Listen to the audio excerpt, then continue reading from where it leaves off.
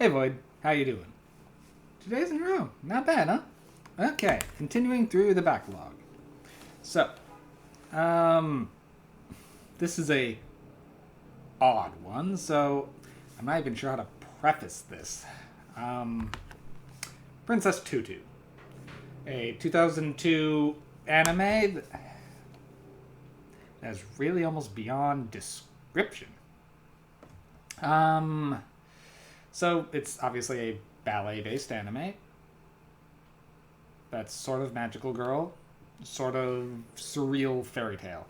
Emphasis on surreal. I didn't really know I was getting into it this one. It's been on my radar for a long time.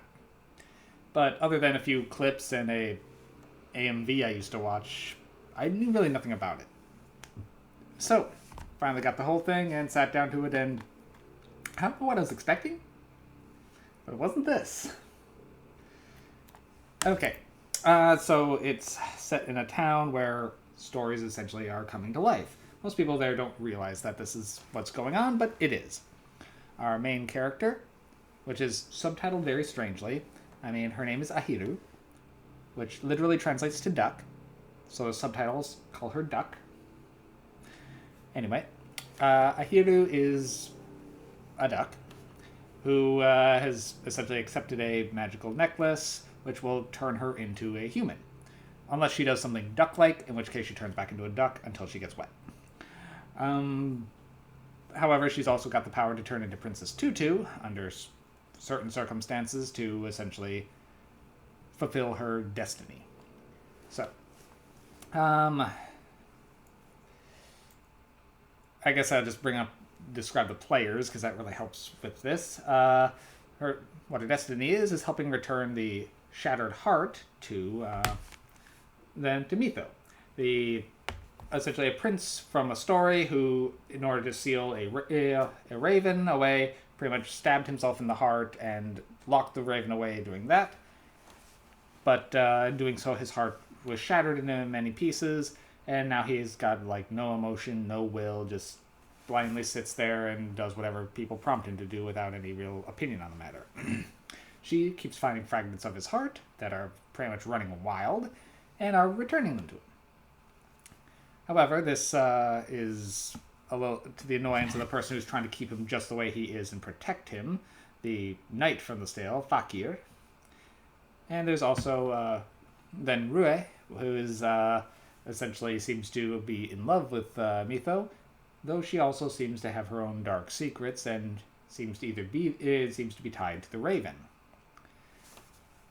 So, but it's all fine and good, but then the setting here is what makes it so strange. The main character's friends are terrible, terrible people. And not to mention their dance instructor is a cat who threatens to marry people once an episode, pretty much. And the more things go on, the more surreal things get, it doesn't even take that long. I think by the second or third episode, there's a plot line involving an anteater ballerina. More and more animals keep kind of being there, and people come to, you notice that even something strange, where, was our, for a traveling theater troupe that shows up, was our manager always an electric eel? Don't worry about it. So it's clear that something else is going on.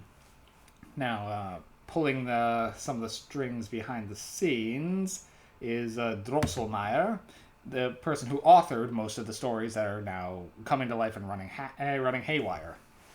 So, Ahiro is in love with Mitho. However, if she ever confesses her love to him, she will turn to a speck of light and disappear. So, she's trying to help him without disappearing. Meanwhile, Fakir is trying to keep both Ahiru and Rue away from him, and that is only scratching the surface of the weirdness of the series, so it's surreal with anthropomorphic animals just there and no one comments on it, as more and more stories seem to be being involved. Series is 26 episodes, ran pretty much 2 seasons, and it does feel very complete. It doesn't leave room to, it wraps up on a good note. All lines are really tied off. It's sort of open-ended for one character's relationship, but you kind of get the impression that things are still progressing there. So it's a weird fantasy romance with a little bit of magical girl thrown in there, but it does feel like a ballet come to anime, and for the weirdness in it, it is a strange animal, but it is an enjoyable one. I'm going to be quoting some of the randomness from this forever. Now, some animes come and go, but the weirdness of this one's going to stick with me for a long time. I'll give it 7 MacGuffins, actually. I did really enjoy it. The characters are engaging, and it does take some very unexpected turns, and not all the relationships pan out like you would expect them to. So, I give it a lot of props there. Princess Tutu it's a weird series, but I do recommend it. Alright, all on that one. See you soon, Void.